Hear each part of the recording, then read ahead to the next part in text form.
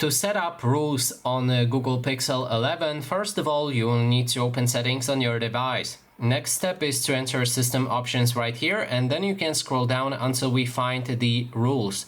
If you select it, you'll be able to click on this plus button, and then first thing you need to select is when the rule will apply.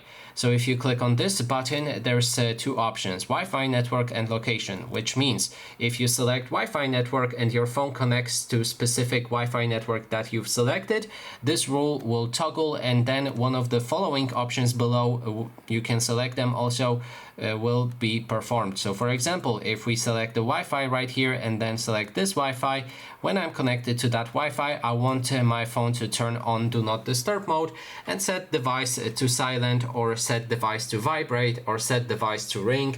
And we can also send notification when rule takes effect, and then add that specific rule. And that is basically everything. Thanks so much for watching.